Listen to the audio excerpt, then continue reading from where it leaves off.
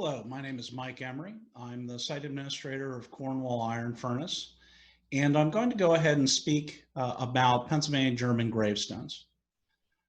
This is really going to be a two-part talk. The first section is going to be an overview of Pennsylvania German gravestones, and the second part will be looking at an eastern part of Berks County known as the Oley Valley. So I hope that you'll learn something from the talk and also will enjoy what you're hearing about this evening.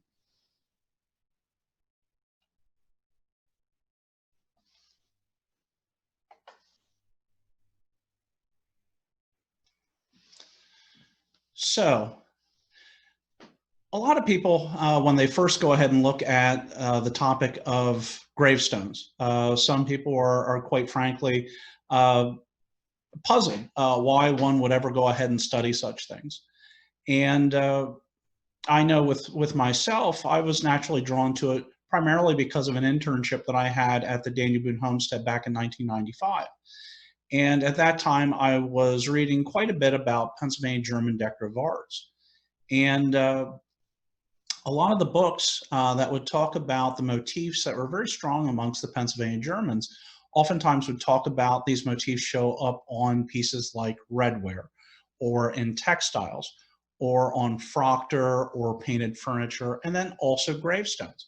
Well, at the time, there were very good books on almost all of those topics, with the exception of gravestones. Really, the only source that was available at that time was a piece that was written in the 1950s by Preston Barbara that had to do with more of the motifs that were on gravestones, and he was linking those with kind of pre-Christian ideas. And it had only drawings in it, very scant information. It was a piece of its time and was really one of the first studies that was done of Pennsylvania German gravestones. So it was a first attempt, but it kind of left me lacking. So I decided to go out and into the field to really look at what was around. So there are a lot of different reasons why people study gravestones. I really just talked about why I was interested in it. It was art, which is the second point that you can see on the slide. But for most people, history and genealogy is one of the first reasons why they would study gravestones. I know growing up in my own family church, the cemetery had back to my fifth great grandparents. So that was something that I went and looked at the stones and knew where everyone was buried. I'm sure that's why, a lot of people go in. That's one of the main reasons why a gravestone is erected. It's a monument to that person and to the lost one. So you go and you remember. Or in the case of people that are doing genealogy, you go in search of, looking for the last resting place of someone who was a relative, or if you're into history, looking for someone that you studied and see where they're resting as well. So language is another piece that a lot of people look at. It's very interesting because if you look at gravestones, there's certain language that's used. Some of it is very formulaic, and others not so much. And you can see not only Hochdeutsch carved into early stones, but you can also see parts of the dialect that have crept in as well. And also another thing that you will see is what language the stones actually are in. Are they in English or are they in German? In some cases, they could be in both. Or you may have a spouse in one and another spouse in another language. So it does give us this rather interesting look of, most of us that have Pennsylvania German background, obviously our family at one time spoke German. Now our primary language for the most part is English. So there's a time when that change happens, and sometimes you can see quite distinctly where that happens, and you can see that on the stones. And I'll show at least one example of that in the talk. Of course, there's also religious and cultural beliefs. If you look at most Pennsylvania Germans, they fall into just a few religious groups. Most of the churches that we're going to look at are either German Lutheran or what was the German Reformed, now the UCC churches. And of course, you also have Amish and Mennonites and Moravians and Brethren and, even Catholics. You'll see all these other different groups. And of course, they're all Christian based. So when you look at cemeteries, for the most part, they are oriented in such a way in that rows are north and south, but the graves themselves face east and west, so the rising and the setting of the sun. So the way that cemeteries are laid out are very reflective of religious views. And of course, some of the motifs that show up on the gravestones themselves are also religiously based, while others are very folk based. And that's what I mean by my cultural beliefs. So that when you look at things, there are some things that come out of a religious background and other things that come out of this more cultural or folk background. Acculturation. I touched a little bit about language, but also you'll look and see over time the distinctness of a Pennsylvania German gravestone begins to wane, and that you'll see by the middle of the 19th century, sometimes the only difference between a Pennsylvania German gravestone and one of their English neighbors is the fact that the last name is Pennsylvania Dutch, or in some cases you may see that it's the same stone, but the language is different. So over time, that distinctness that's Pennsylvania German starts to really wane. And of course, that happens different in different families and different locations as well. So trade. Gravestones are one of those things, of course, that are not easy to move. It's not something that you can put over the back of a horse or in a saddlebag. It's something that has to be put into a wagon to be moved. So when you look at where different gravestones are located, oftentimes they're along very well-established trade patterns. Like, for example, you will see stones that are carved in Lancaster City that show up in Lebanon County. And of course, they're on old roads like Route 501, which runs directly out of the city up into the Myerstown area, where you see stones that were absolutely carved within Lancaster, but are there. And so that's something that you do see, is that sometimes if you can look at gravestones, you can actually see these old, very established trading routes where you would have had wagons taking gravestones from one place to another. So that's another thing that you can get. The other thing, for the most part, is that gravestones are undisturbed, so they have their context. So unlike furniture, froctor, or textiles, when you go to a cemetery, the stones have always been there. Now that there is one big asterisk or caveat, is that of course stones can be moved, and at times stones are uprooted from one cemetery and put to another. Other times churches or cemetery organizations have moved the stones around. But for the most part, stones tend to be in the same location that they were erected, soon after the time of death. So there's lots of different reasons why we would study Pennsylvania German tombstones. So this slide I have here to illustrate three different styles of grave markers from three very distinct different times and places across the world. So as you see in the upper left, we have the Taj Mahal. And of course, that's in India, and that's to mark a grave. To the bottom center are the pyramids at Giza in Egypt. And of course, every one of those is a grave site, and the pyramid themselves to mark the grave. And to the upper right, those are the Bernini columns in St. Peter's Basilica in Rome, and they mark the grave of St. Peter. So if you look at every one of those, they are from a very distinct time, and they are from a very distinct culture. And if you look at all of them, one cannot be confused for the next. So what I'm getting at is that in colonial America, there was also distinct styles that went along with different cultures and different locations. So these are, vernacular grave markers in many ways. So this slide, we have grave markers out of a couple of different traditions. To the upper left, the stone there of Hannah Greer. There you can see kind of that armorial crest that's at the top. And this is something that's very distinctive to the Scots-Irish. So this is mainly in Presbyterian cemeteries.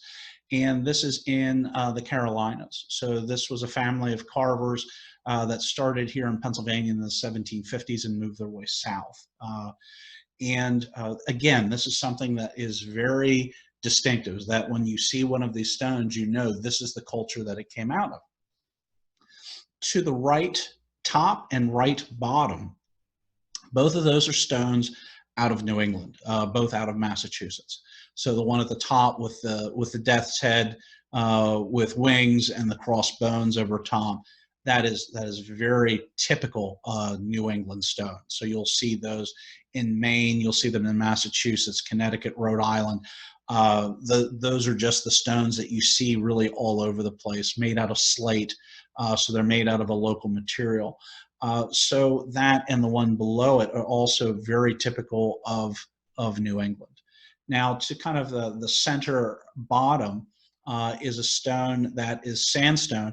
And if you see it, it has kind of that somewhat of a stylized swastika that you see sometimes, or sometimes called a traveling heart. They have a couple of different names, but that's actually cut out of the stone. So you could actually put your hand the entire way through where that cutout is located. And that is a stone, again, that's from the Carolinas. This case, it's North Carolina, and comes out of what had been Pennsylvania Germans that moved south out of their tradition.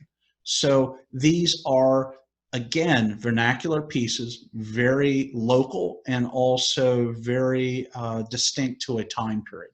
So what we had here in Pennsylvania is very, very similar.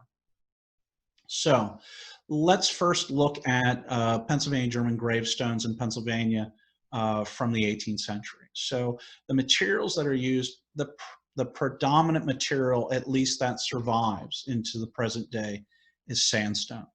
So sandstone is something that exists in many different areas within the Pennsylvania German region of this area. And it was something that was being quarried for building of houses, being quarried for other means, even millstones. So it was something that was being used. And some of the early people that were taking this out, of course, were also using it to make gravestones. So another thing you see is just native fieldstone. So this could be anything really that was at hand. And sometimes these tend to be, or usually these tends to be a cruder type of stone. Oftentimes you can see not being done by a professional, like many of the ones that are being done out of sandstone. These tend to be much more naive, oftentimes date and initials, and sometimes absolutely no inscription at all. Another material that you'll see in some locations is slate. Of course, slate is being used in areas where slate is very prevalent. It's a very good material. It's very hard so that the engraving that stays on it remains relatively sharp. But because it's very hard, it also can be very brittle. So if it's used in very thin cross-section, it's easily broken. So you do find slate in several cemeteries. You'll see that in York County. There's a cemetery in Lancaster County, Strasburg, that has a number of slate stones. So you see it used in a number of different areas, again, where that's a prevalent stone. So it's locally sourced. Another stone that you'll see, and I'm using a term here primarily that had come from an article that I read quite recently. They had referred to it as Pennsylvania clouded limestone. So it is a marble that in the antiques trade had been called King of Prussia marble for a number of years. So it is a stone that is somewhat whitish with kind of a bluish gray cast or marbling within it. And I'll show you examples of that, but it's something that is very prevalent in the 18th century. And then by about the turn of the 19th century, it really starts to lose to what is the next stone that I mentioned here, which is a white marble. And in the 19th century, that white marble surpasses everything else. It's something that when you walk into most cemeteries in the 19th century, it is just a ubiquitous stone. And you see it everything from very plain to very ornate in the cemetery. And of course, another thing that was used very often was wood. And of course, there are no wooden markers in the ground from the 18th century. This is something that we really know primarily because of use in the 19th century and the few markers that have added on. And also, when you go into many cemeteries, there are these great swaths in old cemeteries where there are no markers whatsoever. However, there are graves there. So that the thought is that those areas at one time were marked with wooden markers, which since rotted away.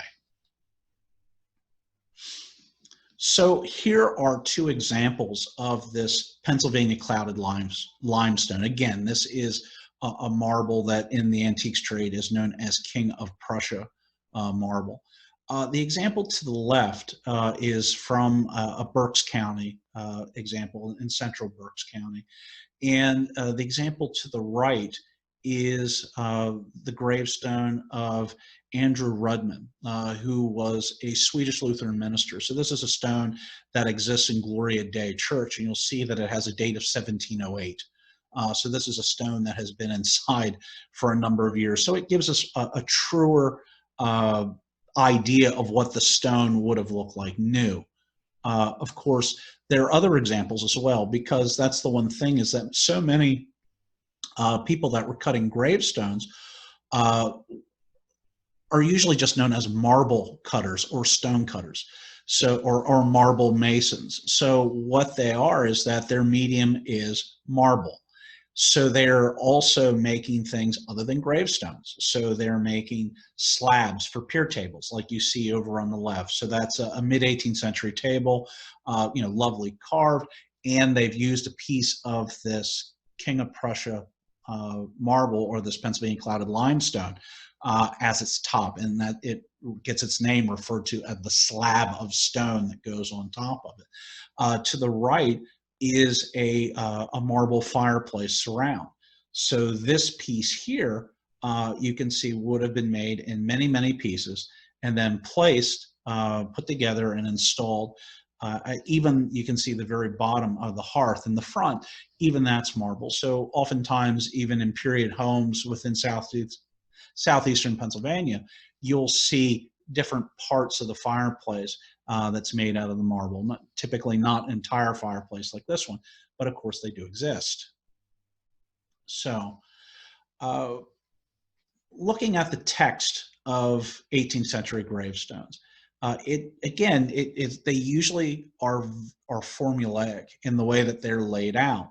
And it can have everything from, of course, the name of the deceased. So in many cases, that name is going to be, or the initials of the person, and that is the basic unit, if any information is going to be on the stone.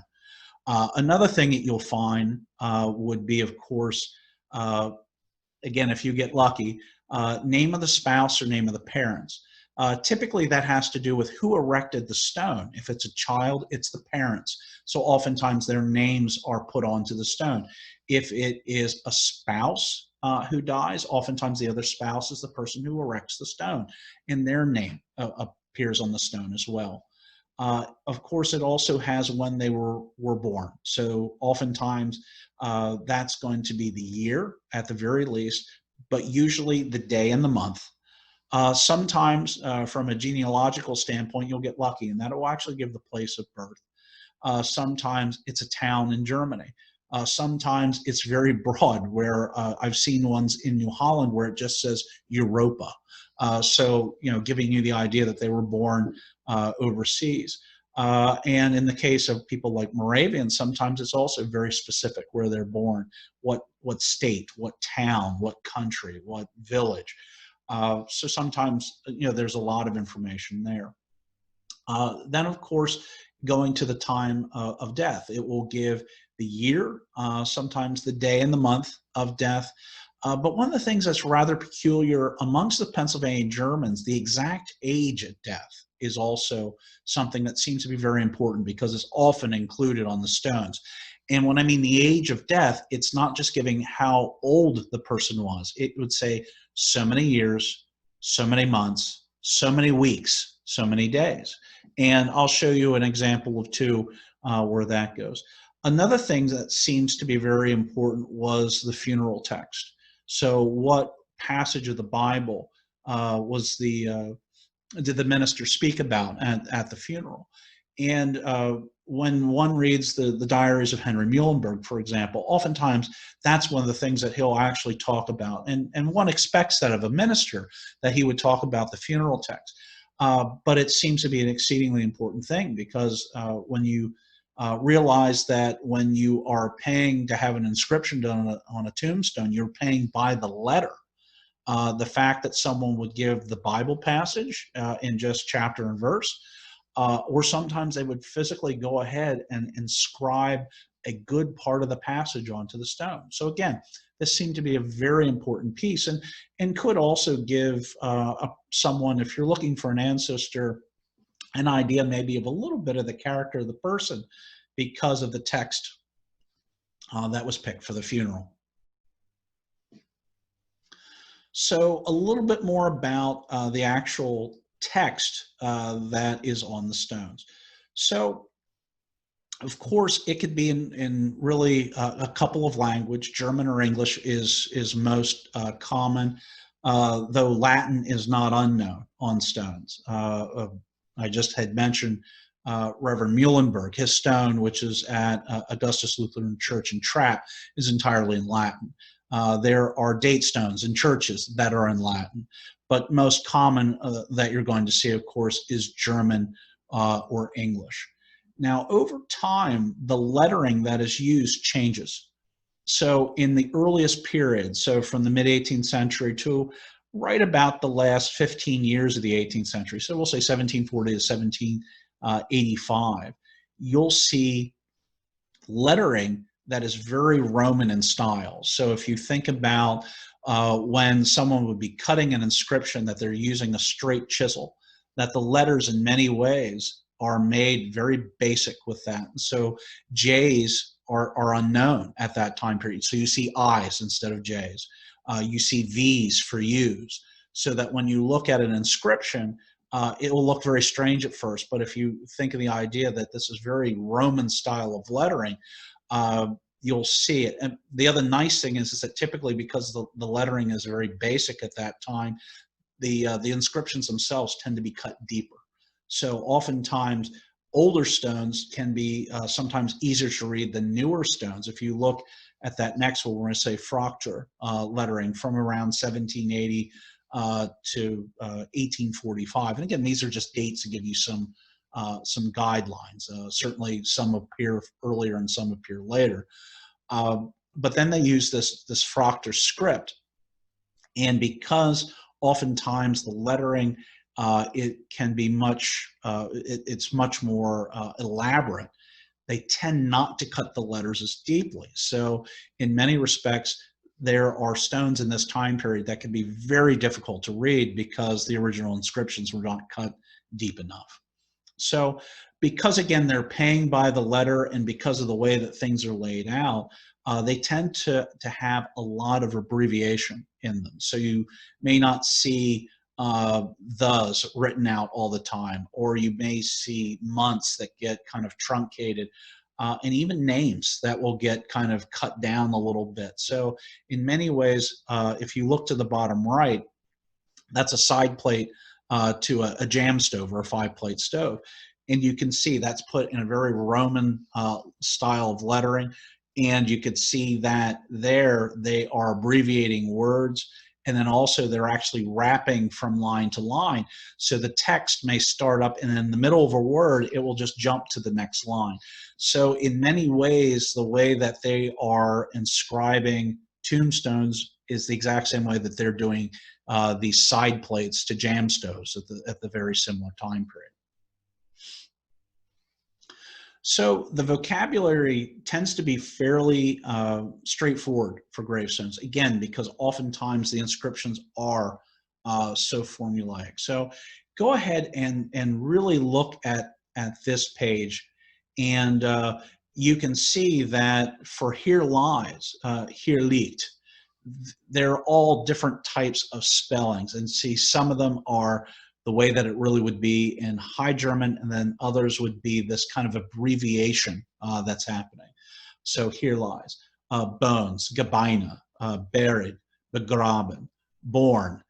Geboren is the word for born, but you will see all kinds of variations of that. Gebo, born. You'll see it where the H has been dropped. Things that are all. But if you see something that usually starts with a G and has a B in it, that's going to be the year or when they were born. For death, you can see directly below that, gestorben. So if it has a G and an S in it, that's going to be when the person died. And again, there's all kinds of different ways. Starb is another way that you'll see that written on stones. So you see all these different variations of it. Then when it comes to their age, they'll say that the person was, or it'll say their age. So alt is the year for, or the word for age. And then you'll have Jahr. So you'll see that Jahr, but again, sometimes in the Roman, you'll see it with an I. The German word for month, Monat, oftentimes that is just abbreviated to an M. You have the German for week, Woche, and that's just going to be a W. For day, the German for that is Tag. The Deutsch for that is Dag, which you oftentimes do see on stones. So oftentimes that will be just abbreviated to a T. And German is rather complex in the way that it deals with those.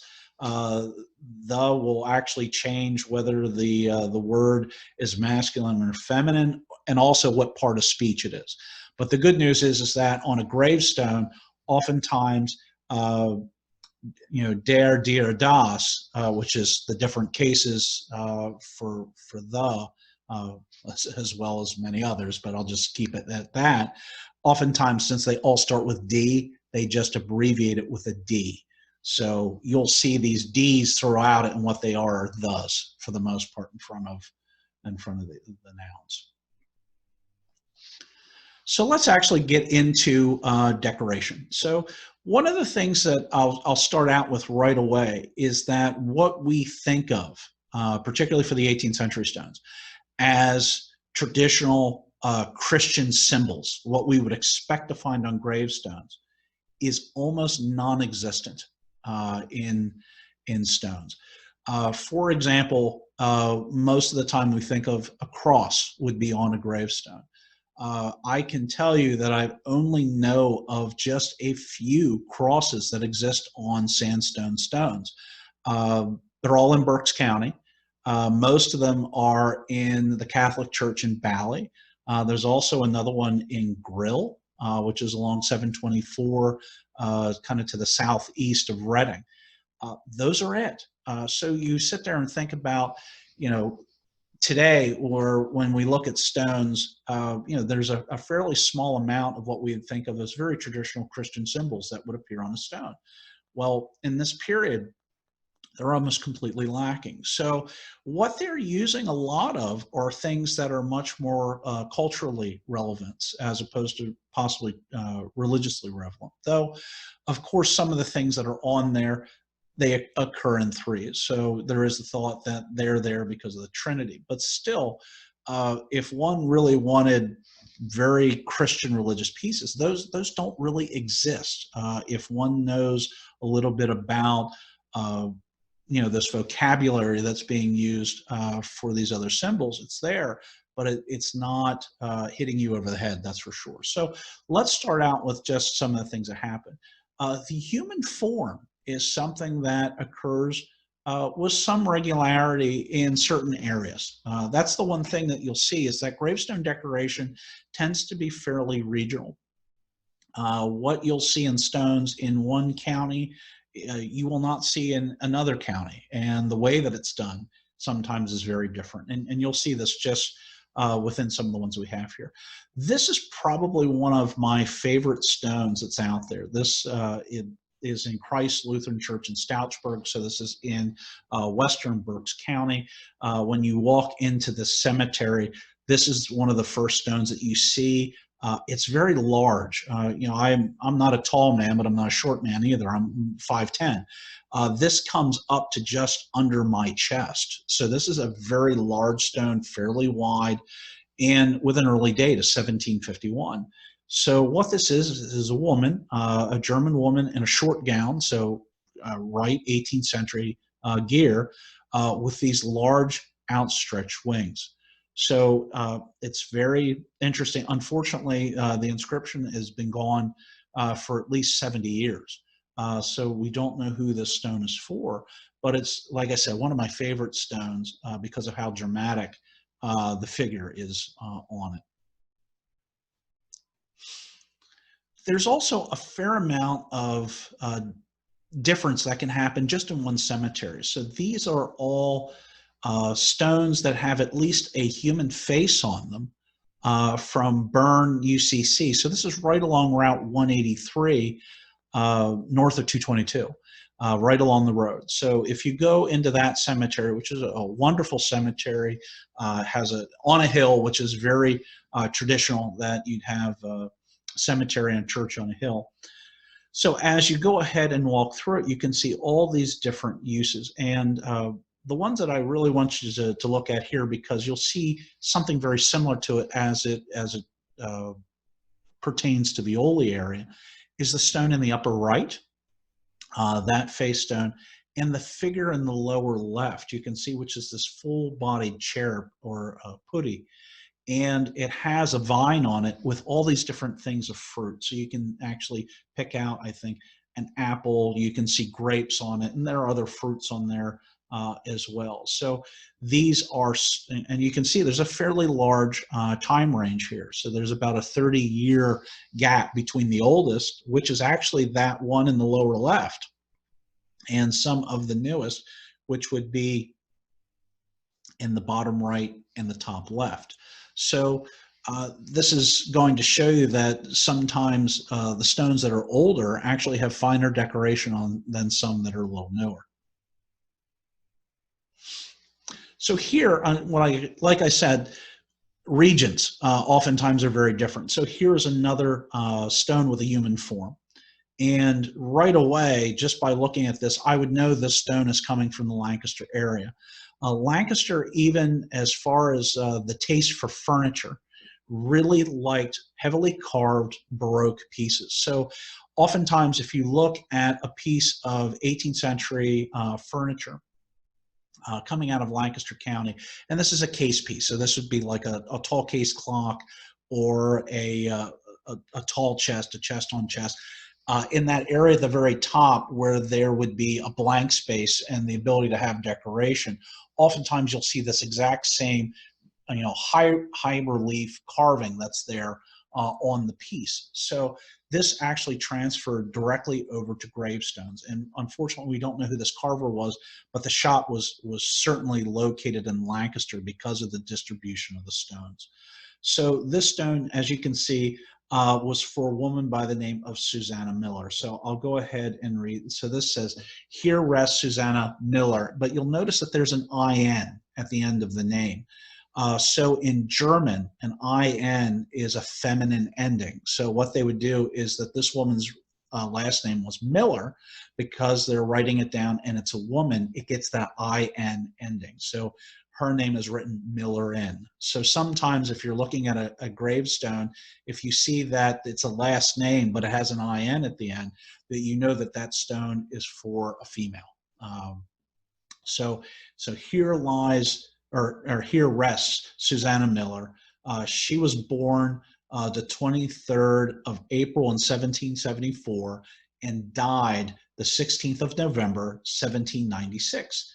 Age, 20 year, 6 month, 4 weeks, 2 days. Psalm 69, verse 3. So you can see that this is telling you, when she was born, when she died, and then also her her exact age at death and the funeral text. So this is giving you all of that information. And this is a church, Emmanuel Lutheran in Brickerville. So this is right along Route 322 between Ephrata and the small crossroads of Brickerville, which is the intersection of Route 501 and 322. And this is another wonderful Lutheran cemetery that's right along the road, well worth going to see. So here are a few more stones. And again, all of these are slightly different, but all have these kind of human faces, and also a full-bodied cherub, winged cherub that you can see in the upper right. So you have the stone on the left. Here is a woman. Here rests Anna Miller. You can see Miller N, again, female. She was born the 8th of November in the year 1783 and died the 1st of November in the year 1825. Her age was 42 years, less 7 days. So here again, when one's, kind of paying by the letter, they didn't want to go ahead and write out so many weeks, so many months, so many weeks, so many days. They just said she's 42, less 7 days. So they were just, trying to be a little bit more judicious in the use of letters. However, it's interesting because they actually go ahead and physically inscribe the entire funeral text. So they just don't put what chapter and verse. It goes on to say the text that starts out, Jesus spricht, Jesus said, and then it gives that actual part of the Bible, the verse that was then used at the funeral. So very interesting. So the stone to the right, you'll notice a very interesting outline. It's almost unique amongst Pennsylvania German stones. But this was for someone who I don't believe was Pennsylvania German. I believe the old family were Anglos, but they were involved in the iron industry. So they were involved locally, intermarried with the Coleman family at Cornwall Iron Furnace. So it, in English, says James Old was born the 16th of October in the year of our Lord 1773, departed his life the 10th of May 1777. And again, this is in a Lutheran cemetery. But in this area, because there were so many iron workers in the area and so few other churches, you'll actually see a fair number of people with Irish last names also in the cemetery. And almost all of them would have worked at either the different furnaces and forges that were nearby. So we're going to move away from the human form, and now we're actually going to look here at death symbols. So when I showed you the stones in New England, and you saw the skull and crossbones on the top of that gravestone, that's very, very common for New England. However, in Pennsylvania, amongst the Pennsylvania Germans, death symbols are something that are not unknown, but they're just far rarer than what you'll see in New England. So here are two very good examples of stones. You'll also notice how early the stones are. The one on the left from 1770, the one on the right from 1745. You are very hard-pressed to find stones that are much earlier than this one.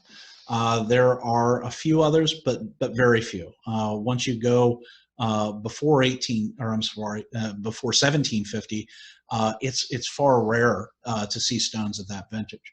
So the one on the left was for George Yunt, and you can see that that's been kind of cut down. The Y becomes an I, the U becomes a V.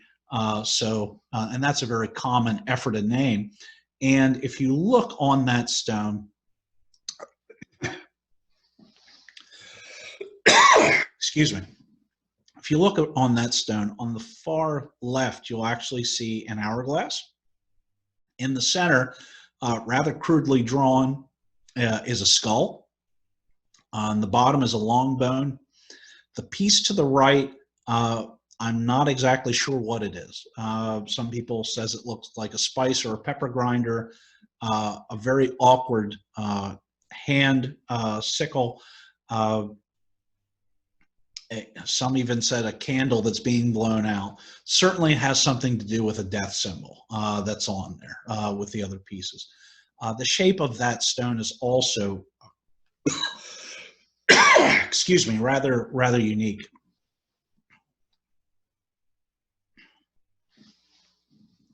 To the right, Johannes Kitzmiller, his stone, it's just a skull that's on the very top. Again, this is something that is rather rare to find. So here we are back in Christ Lutheran Church in Stouchburg, and you can see to the left this stone of Johann Georg Graf with a much better defined skull than the last one.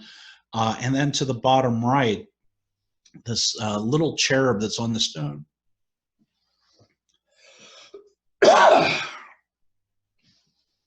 Of Maria Katrina Becker, early 1743, with a pair of crossbones below.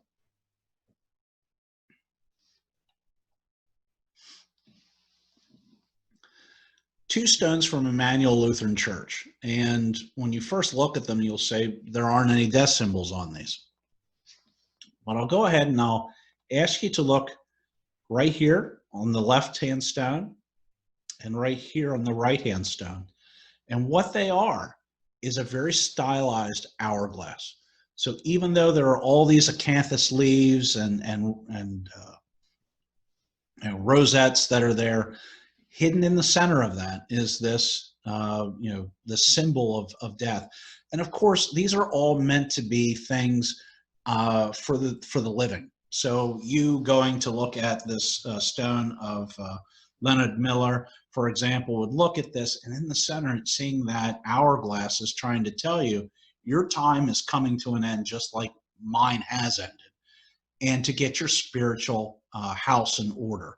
So all of these are somewhat learning pieces for the living. Now, another style of stone that you see is just ones that are that look very architectural in nature. And that makes sense because the gravestone carvers are also doing things for houses. For the most part, gravestone carvers, like the ones that were doing those stones in the 1740s and 50s, that seems to be something that was aberrant for them to do, a gravestone. They were very expensive, and it seems like very few people within a lot of Pennsylvania German communities had the money to outlay for a stone like that. So most of these people that are working in stone, their biggest business is going into building. So that when you look at these elaborate houses or stone homes and barns, you see regular cut stone, things that look like blocks. Well, of course, the sandstone does not exist that way naturally. Those are being cut that way, and that's a very expensive piece. So that's one of the ways that these people that would be cutting gravestones, their bread and butter, most of the business as stone cutter is going into building homes and other large stone buildings. So other things that are on this page, it makes sense. To the center, this is actually a stone support for a 5-plate stove. This comes in Lancaster County. It's on the property Conestoga House, which is to the west of Lancaster. To the bottom right, however, is another 5-plate jamb stove support. This one is in the very peak of the gable of the Yoder barn on the Yoder farmstead off of Cover Bridge Road. So what we think happened is that after that, the house and this barn was being built, probably in the 1790s period, the 5-plate stove had been removed from the main house. They started using a stove with a pipe, but yet that stone was too nice because of those big ram's horns or volutes that are on it and the face. So they went and recycled that stone up into the gable of the building. So that's how it survived. So you can very quickly see that the person who's making a gravestone like this in the upper left, of course, would be very versed in making stone moldings and cutting stone, because that's what they're doing most of the time in their business. So there's a very large percentage of stones where they don't have a whole lot of decoration to our eye, but yet they have these moldings and things, which when you start to consider, that's all done by hand. There's not a molding plane that does that. There's not a router bit that does that. That all has to be done freehand and probably just with a guide, to be able to go ahead and make sure that it looks right. So that's the type of work, though, that they're doing every day. So doing it in a gravestone isn't all that problematic for them. The other thing that you see is that style of architecture and furniture also very much goes into gravestones. On the right-hand side, you'll see a fluted quarter column on the bottom of a tall case clock. And on the left, you'll see the exact same thing on a gravestone at Zion Church in Hamburg, probably about 1785. And this particular gravestone carver, I think, probably worked in Reading itself, because not only do you find the stones all the way up in Hamburg, you'll see several examples that I'll show you in Oley as well. And in Oley, this seems to be the style that really predominates in this period of the last quarter of the 18th century. So it's something that must have really appealed to the local people there. And of course, this carver seems to be very easily accessible for them as well.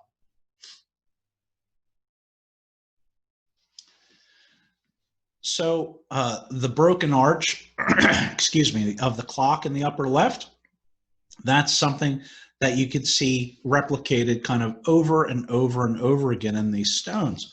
So you have that broken arch terminating in either a volute, like we have on these stones, or in some cases on clocks, you'll see rosettes. And here you have the same thing on this stone, also though with a volute. So they're using things that they see in furniture and in architecture, and they're directly replicating that in stone. So here is a wonderful little Reformed church located outside of Brickerville. Not the Lutheran church I was telling you about earlier. This is just really around the corner from it. So this is a wonderful federal building. And you can see made out of brick.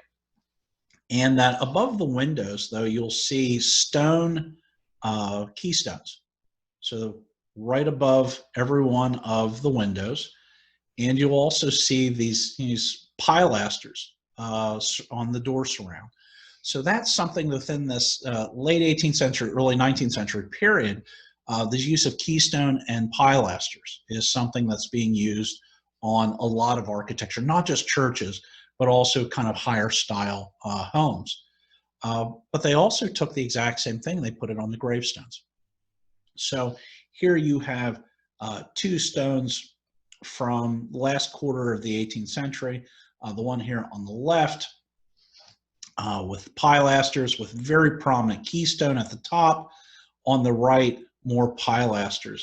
This is a particular carver who most likely worked out of like the western Berks, eastern Lebanon County area.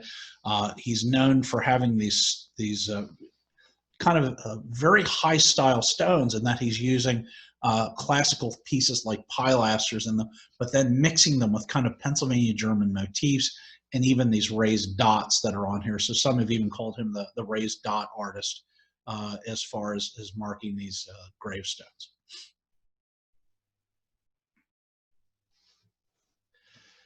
Now here's more examples of these types of gravestones that are using pilasters and also keystone. This is at Epler's Church at Linebox. So again, I think this carver is probably most likely has a shop very close to Reading because you'll see similar examples to these over in Eastern Berks as well. Another style of decoration that was very common is what I'll just call traditional. So these are the motifs that you would expect to see in just about any Pennsylvania German item. Again, this could be something from redware, Proctor, painted furniture, textiles. So these are going to be pointed stars, hearts, flowers, all the things that you would think of as real traditional Pennsylvania German decorative motifs. So here we have 3 examples of that at a church called Bergstrasse. It's a Lutheran church just outside of Ephrata to the east along 322, very close to the intersection of 222 and 322. So here we have the stone to the far left. What you're actually looking at is the edge of the stone. So they've actually carved this stone on multiple sides. There's another, most likely a sunflower that's carved on this side. There's another one on the other side. And then on the front is more decoration and the inscription for this person. To the center, that stone actually has a tulip flipped upside down, plus other flowers that are on it. So you have architectural pieces because you can see the molding that surrounds this stone, those really heavy volutes that are at the top with this kind of broken arch. So here you have that blend of the traditional and then also the architectural style. And then to the far right, those pair of 6 pointed stars for a young girl that's here as well. So we'll see the next one. More of these, more of the same cemetery at Bergstrasse. To the left, you'll see another use of a tulip. That's also on the edge of the stone. I don't have other photos of the stone in this particular talk. I had to cut a few things.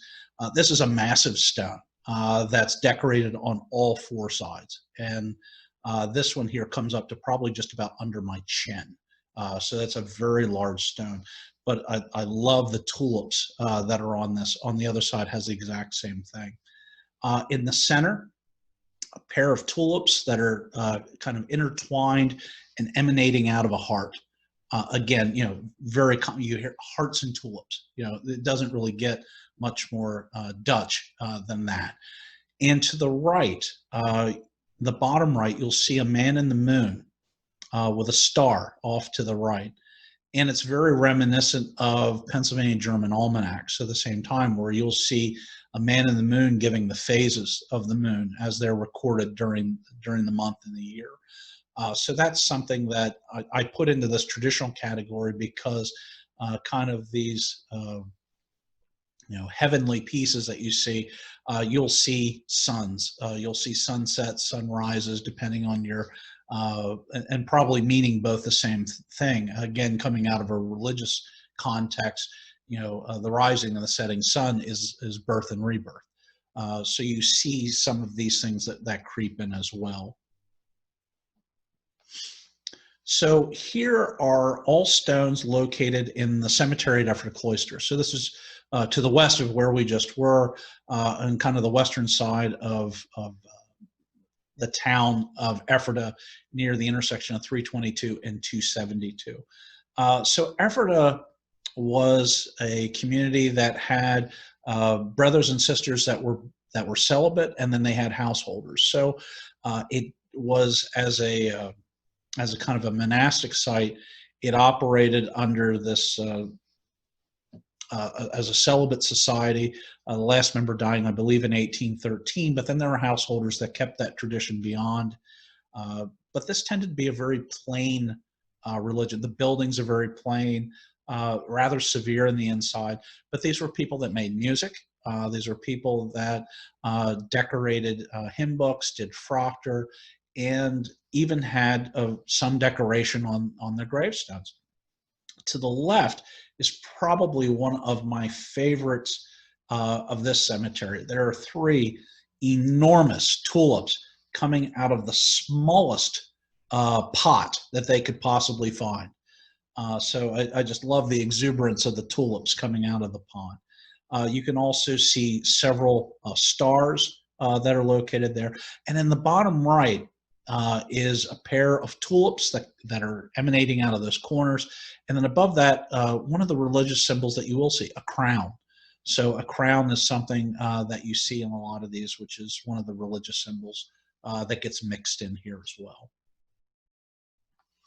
Millbach, Lebanon County. This is a wonderful cemetery located off of Route 419, just over the Berks County line by just a few miles going south as you would go into from Wilmelsdorf to Schaeferstown. This is about halfway. And you can see the stones here. We have combination of different star, a flower, and then also a heart. So again, very traditional symbols. And more of our raised dot artist here in Wilmelsdorf with this combination of classical motifs and then these enormous hearts that are on the top of the stones. And of course, there's a whole grouping of stones in which there's no decoration at all. Really, it's just the text that is important. So they go ahead, and that's the only thing that you see on the stone. The stone here, or these stones, are located in New Danville. It's a Mennonite church, somewhat to the south and west of Lancaster. And a couple of these stones here are actually one of those places where they use slate.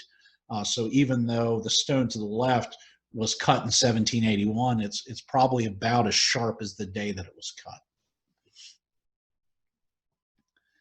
Now you expect stones in New Danville at the Mennonite church to be, unadorned.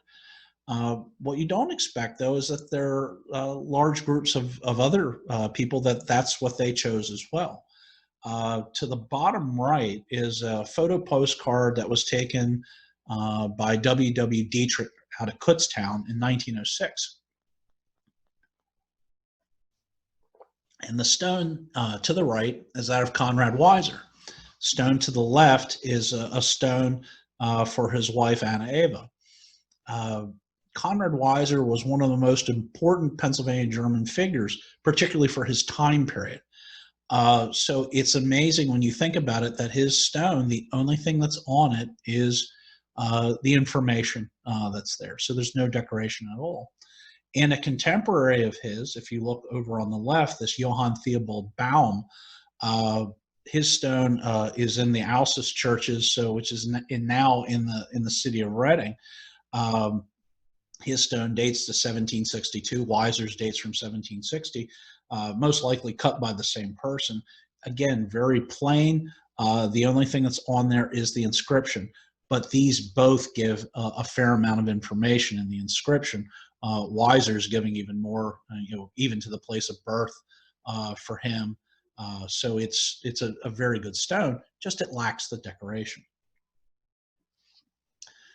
Now there's another style of stone that comes in by the middle to late 18th century, and historians have referred to them as ledger stones. So all the other grave markers that I had shown earlier are a stone that's literally placed in the ground, usually about half of it below the soil, at least in weight and volume, and then the rest of it above the halves, the decoration, the inscription. So in the last part of, or again, middle 18th century, the end of the 18th century, this new style stone were stones that were essentially laid flat on the ground. They tend to be fairly large, and the earliest ones outside of the Philadelphia area tended to be out of that King of Prussia marble. And they were typically reserved for some of the most important people in the community. A really good example of this is if you go down into Philadelphia, the big Anglican and later Episcopal church is Christ Episcopal Church. It's on 2nd Street below Arch is where the church is located, but on Arch Street is where the cemetery is. So if you go to the cemetery by the gate right along Arch, one of the graves that's right along the edge is that of Ben Franklin's. So for years, people going by, they'll go ahead and throw a penny on Ben's grave, penny saved, a penny earned. But you see this very large stone that's right there. And again, Franklin being not only important for the city of Philadelphia, but was one of the only internationally recognized people coming out of the colonies. So this was a style of stone that was really for the upper crust of any given community. So here we have a slide showing some of these at Emmanuel Lutheran Church in Brickerville. So if important people have these in other places, important people in local communities want them as well. So the stone to the left is the stone of Baron Stiegel's wife. So when she died, he wanted a stone that befit their station as someone who was an ironmaster and who had his glass house in Mannheim. And they didn't use, however, the King of Prussia marble. They used their local stone, which is sandstone, which has different properties than the marble. So in order to have the same style of stone in sandstone, they had to make it probably about 5 times thicker to be able to have strength across that way, because the stone is very weak when laid that way and unsupported. The marble does much better in a thinner slab. So you can also see this whole row of tablets in the photograph there to the right. So what's happening is that, you know, tastes have changed in kind of the way that people are doing gravestones. So that then follows, you know, all the way into different places. So here we have back at the Ephrata Cloister, Conrad Beisel. He was in charge of the cloister. So when he died in 1768, his followers erected a stone that was befitting someone who was their spiritual leader. So they did a ledger stone. To the right is the stone of Isaac Meyer, the founder of Myerstown, someone who was fairly well-to-do in that area, built a center hall house in the mid-18th century in that part of what was then Lancaster County, now Lebanon County. So again, a stone befitting his station, this large stone. And when we go to look at the stones in Oley, you'll see that that's also something that was being chosen by local people there as well. Now, of course, there always have to be some people that are a little different. So we'll talk just a moment about the Moravians.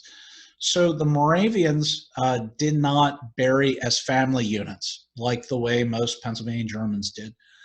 They buried people according to their choir. So that would be, it would be segregated by sex and also kind of by age. The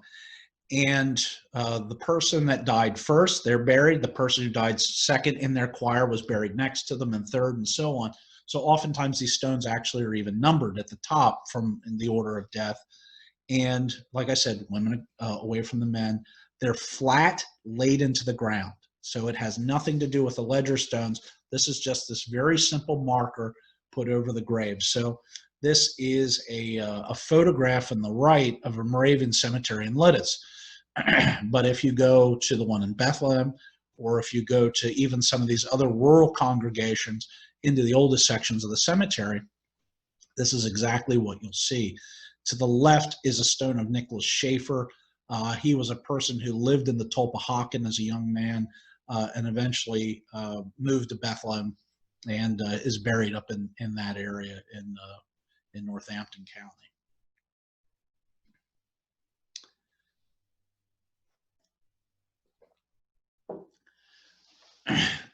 Now, eventually, sandstone really goes out of fashion in use in gravestone. It exists in some places much longer than others. But by really the turn of the 19th century, you start to see more and more marble gain in popularity. And those stones can be very, very plain, or you had some carvers that were still attempting to keep kind of a distinct Pennsylvania German style. The stone to the right and to the left, they're both at the Haynes UCC in Wernersville. So this is just on the eastern side of Wernersville, on top of the hill above the town is Haynes Church. So these are both cut by the same person. He was a gravestone carver by the name of Sutter in Wilmersdorf. And also at one point he was doing work and marked some of his stones out of Burnville as well. But he does things in this rather elaborate style. They actually look like broadsides at the time, using different fonts. Some of the lettering is actually cut proud of the stone, while other pieces are engraved into the stone. So he's using these different styles, and a lot going on, and also traditional motifs that are on these. Here you have kind of an angel on the left-hand side. To the right, you have the use of stars and hearts. So they're trying to kind of utilize some of the old ways into kind of these more modern stones. Now here's a really great example of a couple. Here we are at Zion Lutheran Church in Stouchburg. So this is just off of 422, not where the current church is located, but where it had been located outside of town to the east of town off of Canal Road. So this is the stones of Daniel Reed and Jemima Reed. And you can see Jemima Reed, the stone on the right. She died in 1865. The stone is written in German. To the left, Daniel Reed dies in 1793. Stone is in English. So here you can see most likely where there is a transition that happens. Most assuredly, these people's first language was German. However, Jemima's stone was erected by her husband, most likely, again, a German speaker. So he erects it in his language, which was German. When he dies, his children most likely erect the stone. And most likely either they were more conversant in English, or possibly the grandchildren were only conversant in English. So they chose to put the stone up and in English. You'll also notice that they changed from a more German spelling of Reed to a more English spelling of Reed. You'll also notice that not only is it in a different language, but look at the font that's used. Jemima stone is in a Ephrata font. So usually when a stone is in German, they use a German script. And when the stone is in English, they use an English script. So you can see that there's this kind of clear divide, but it's rather interesting. You can see in this family when the language from German to English, starts to change, because here it is, literally written in stone.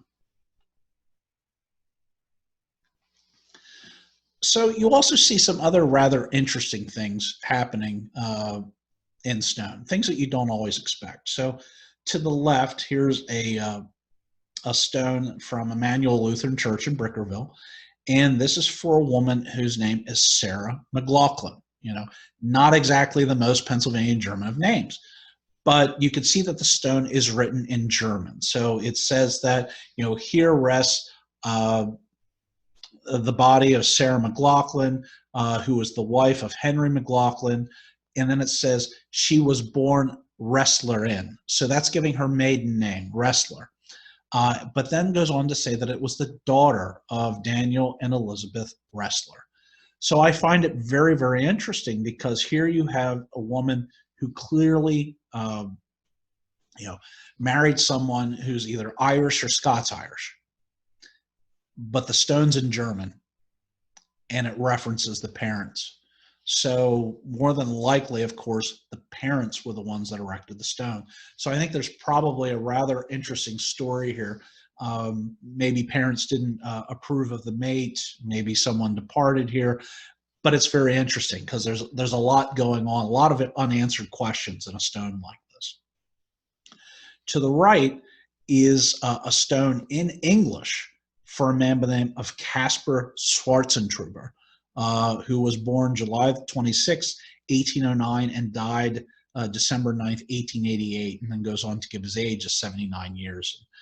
So this is in an Amish cemetery, the Hertzler family cemetery near Churchtown. So this is right along Route 23 to the east of Churchtown and to the west of Morgantown. So I know a little bit more about this one because this is an ancestor of mine, and he came over from Germany in the 1820s through the port of Baltimore and went up into that area and married a Hertzler gal who was Amish. He himself was also Amish, but the stone's in English. So these are people that would have been, you know, probably would have only spoken German. The religious language was German, but yet when he died, the conscious effort was made, or the decision made, to put his stone up in English. So just, again, something that's very interesting, and but, you know, leaves us with a question. So this slide is of what we wouldn't even call a gravestone. In the trade and period lingo, these would all be referred to as monuments. So a monument is going to be fairly large. It's typically, instead of being placed into the ground, is actually placed on a foundation and then sits on top of that foundation. And these were typically reserved for very wealthy families, regionally at least. And these occur at the Union Cemetery in Wilmersdorf, and were erected by the Fiddler and the Eggy families. Well, the Fiddler family was a family that were cigar manufacturers. They weren't physically rolling cigars. They employed a lot of people in town that rolled cigars in factories and became rather well-to-do. The Eggy family was an 18th and early 19th century iron family. They owned furnaces and forges. So again, very well-to-do. So it's not as if these were reserved to them because if you had to essentially punch a rich card in order to get in. These were exceedingly expensive. And things of this size, most of the time, were not being made locally. So these were most likely something that you ordered, came in off the train from Philadelphia, and then had to be taken by wagon and put into this location. So they were very expensive to manufacture, to transport, and then to erect.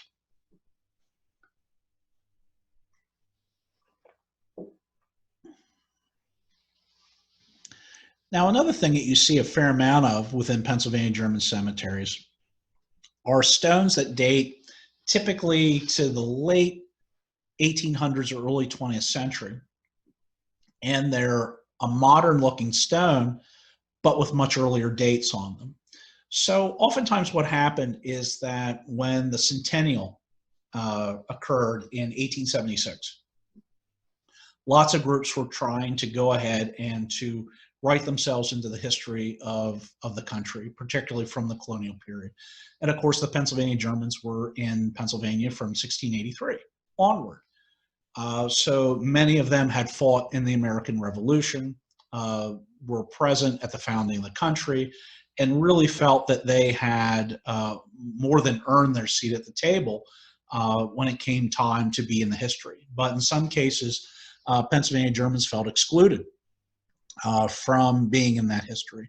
And that's one of the things that leads directly to the founding of the Pennsylvania German Society in the 1890s, because some of the Pennsylvania Germans had problems getting into organizations like the DAR or the SAR, because the last names, they weren't the typical ones that you would see.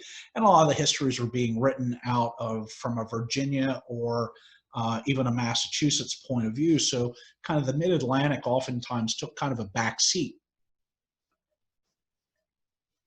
So in many ways, Pennsylvania Germans, use their own agency to kind of claim their own history.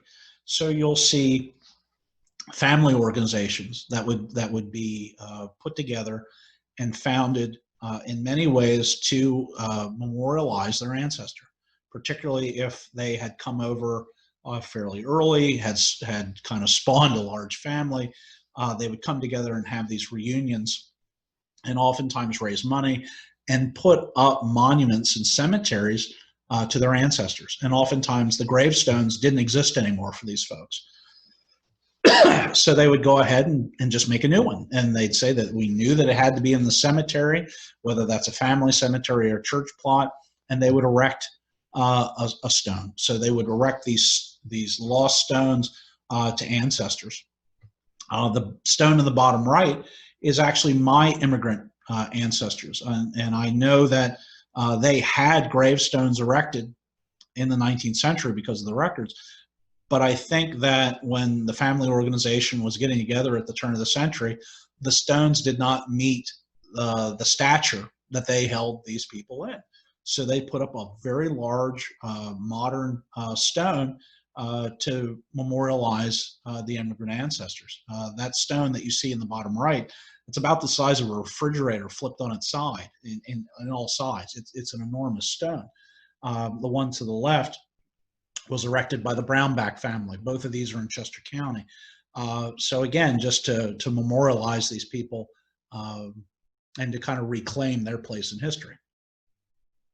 So let's go ahead and talk now about Oley. Now that you have a really good background in Pennsylvania German stones. So this is a 1770 map of Pennsylvania that I've taken a detail out of. So some of the church communities, and that's really what we're going to look at, is we're going to look at some of the churches that were in and around Oley. So you'll see the red star kind of float in. That first star went to St. Gabriel's, which of course started out as a Swedish Lutheran church, then acted as also Swedish Lutheran, German Lutheran, and then eventually turned to an Anglican church, then eventually to an Episcopal church. But you have a congregation, their founding date that they usually say is 1720, though there was religious activity shortly after 1700 in that area. So, and we'll talk about the stones there in some detail. Now, another early congregation in the Oley Valley was Exeter Friends Meeting.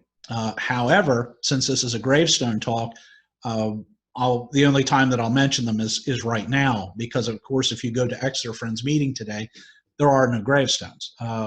The friends that were there did not believe in having grave markers.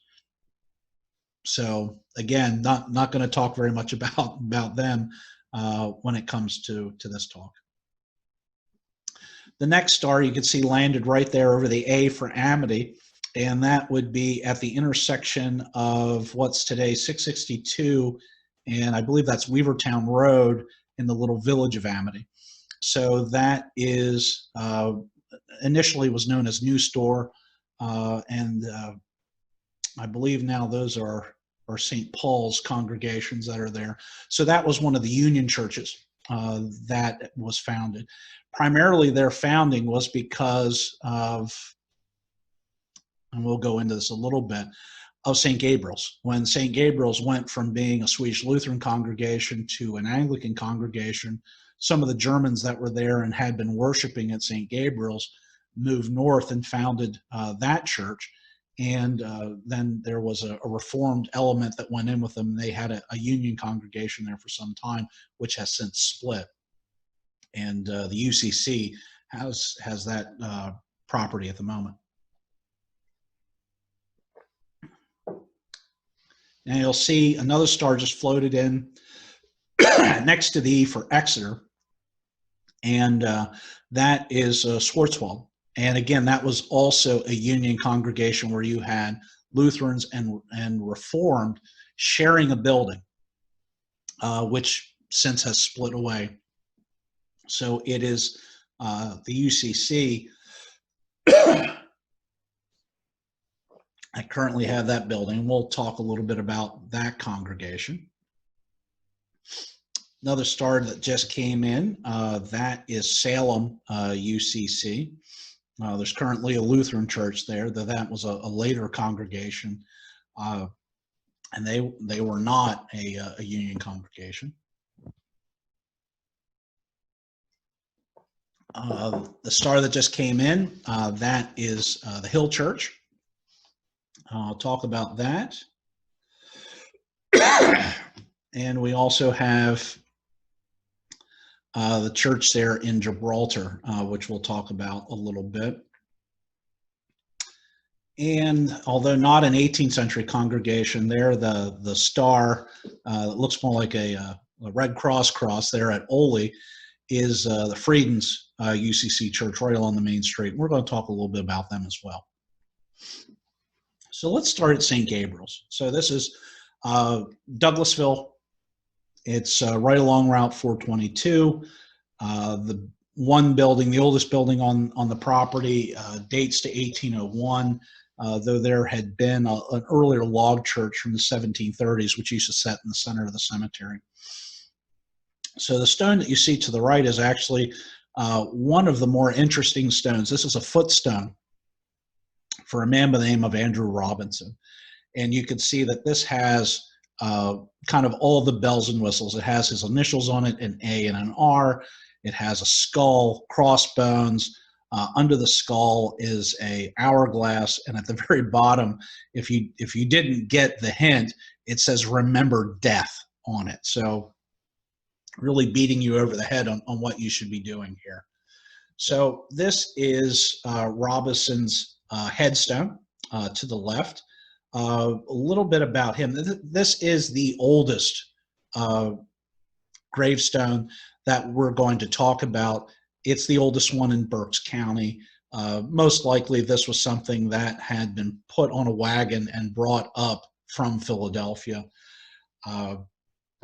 because it's absolutely unique in the area, and there was no one else that was doing this work at this time. So Andrew Robinson was a justice for Philadelphia County, and he retires in 1714 and then moves out to his property, which later on would be owned by the Lincoln family in Exeter Township.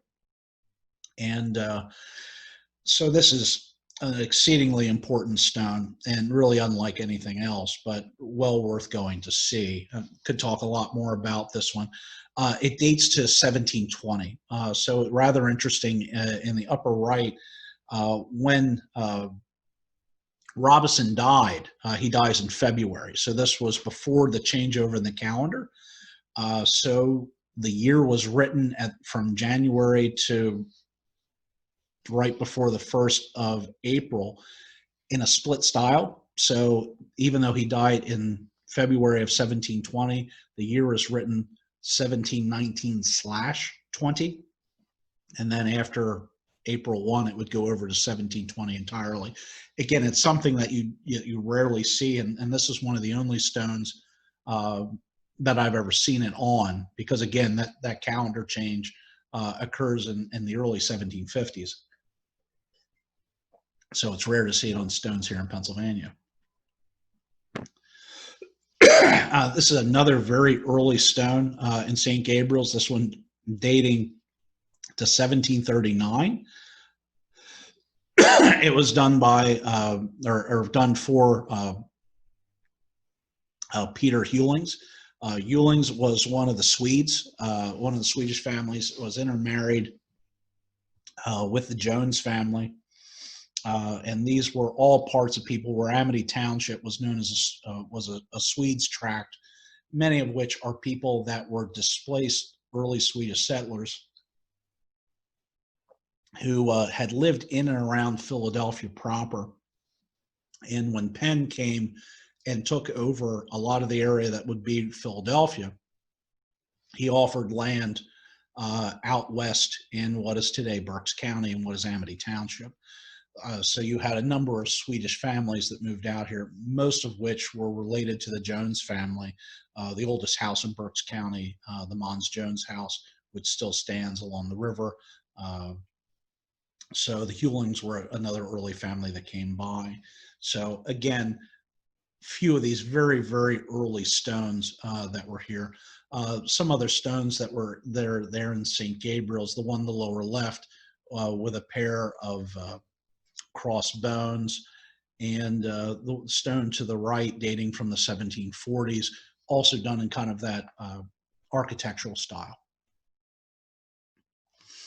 Now here's a pair of stones that are very interesting. The one on the left-hand side is for William Byrd. So William Byrd, the founder of Byrdsboro, was an ironmaster, had a pair of forges along in the Byrdsboro area, had a furnace in western Berks County, in the Wernersville area. So was an exceedingly wealthy man, was a slave owner, owned thousands and thousands of acres. So you can see that when he dies in the early 1760s, the stone that was chosen for him was one of these large ledger stones. So if you look at St. Gabriel's, there are several of them, and they're all for fairly prominent people.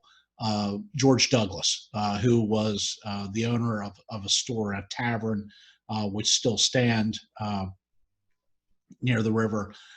His stone is the exact same thing. So you can see that some of the most prominent members of society in this area of early Berks County, that's the style stone that was chosen for them. The stone to the right is actually a stone that Byrd chose for his children.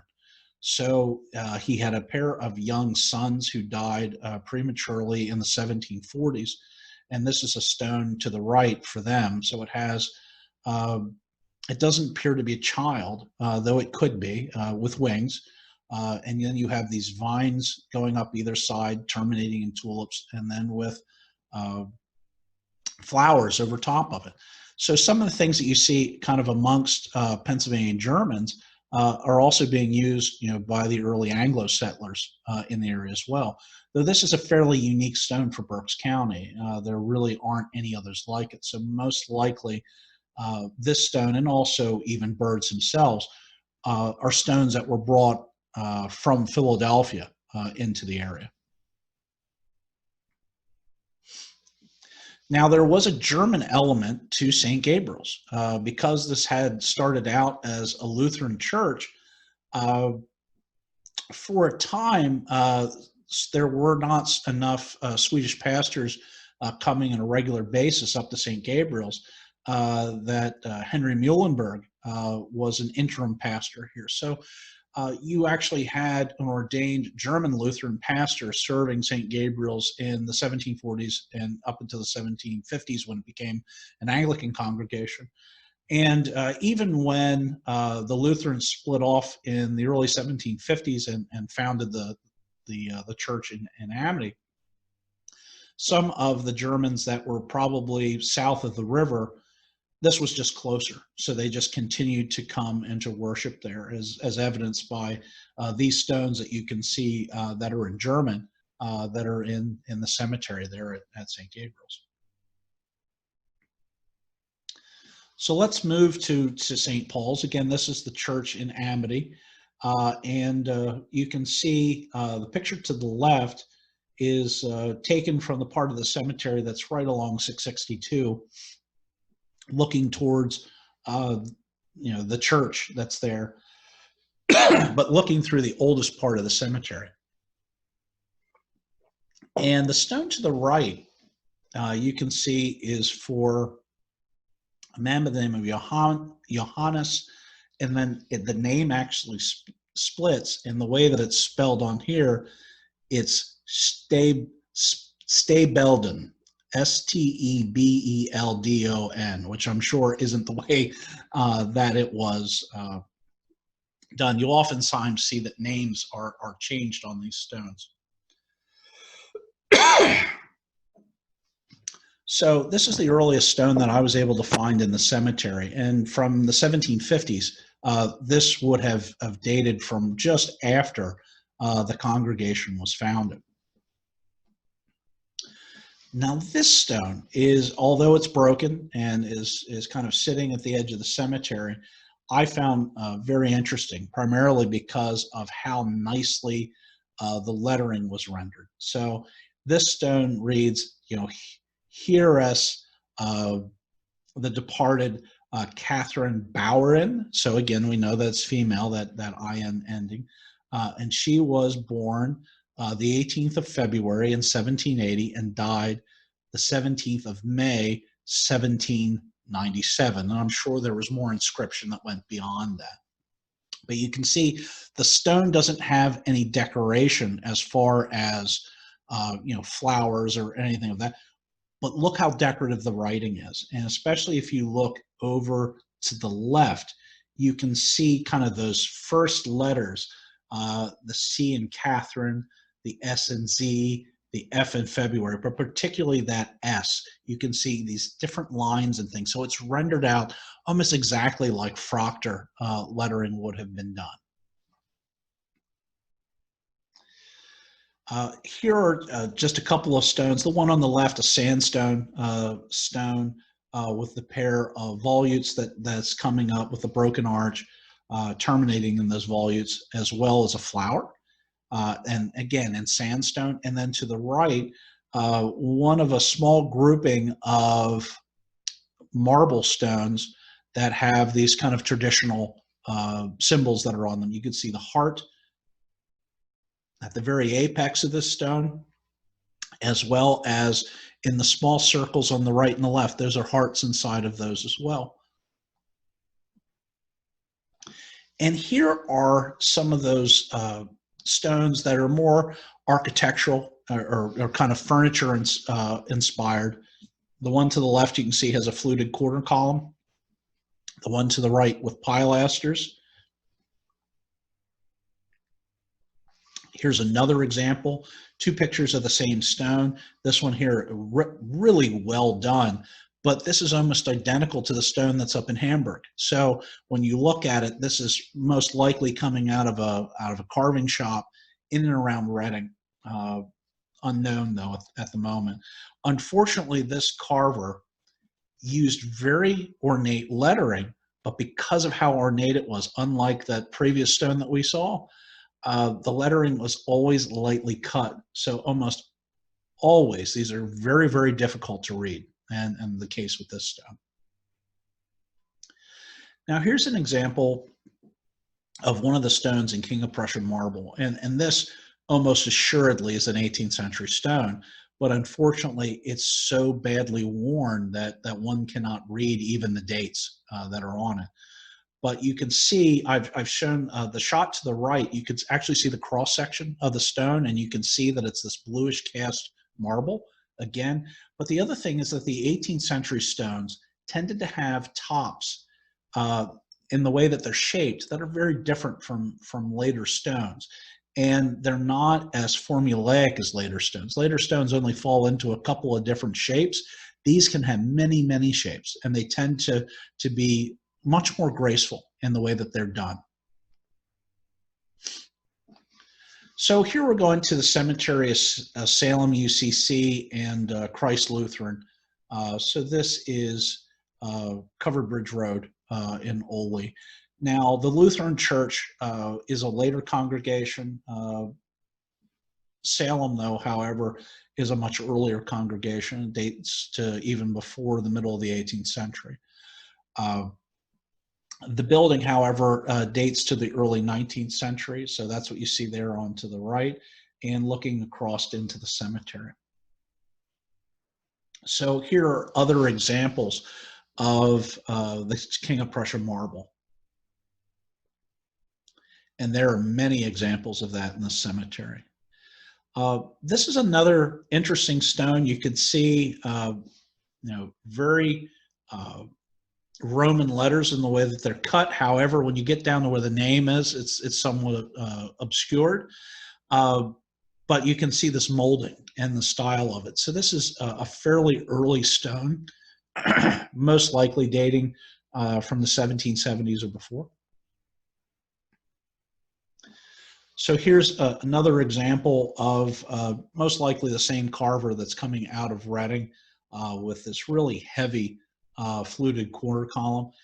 This stone here dates, is at least more legible than others, dating to the 1790s. So again, that's right in the time period where this furniture style, this Chippendale furniture style, which is utilizing some of these really classical design elements are being used as well.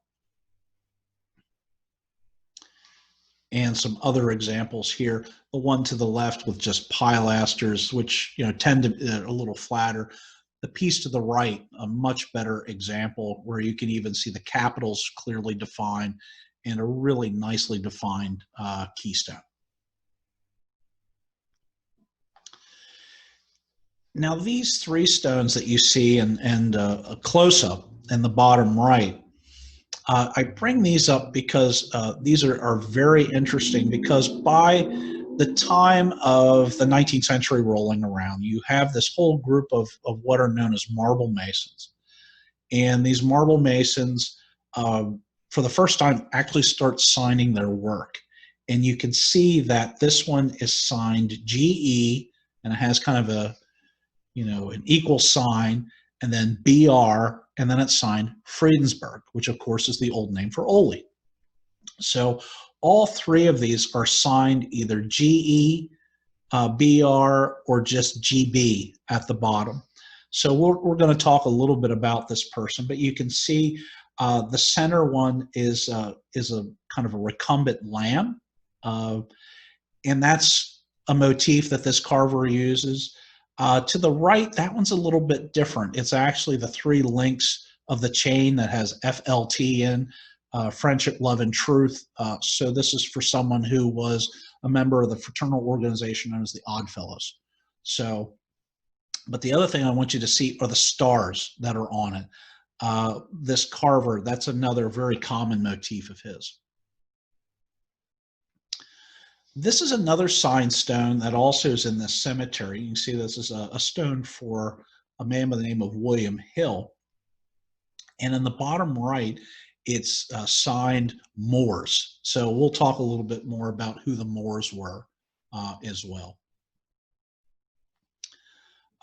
Another really great examples of stones here in the cemetery. This one here for Katerina Beda. And it says it was the daughter of, and gives Matthias and Katerina. So very easily read. But this is really, when you think of what a 19th century stone and kind of that second quarter of the 19th century, this is typically what you're going to see.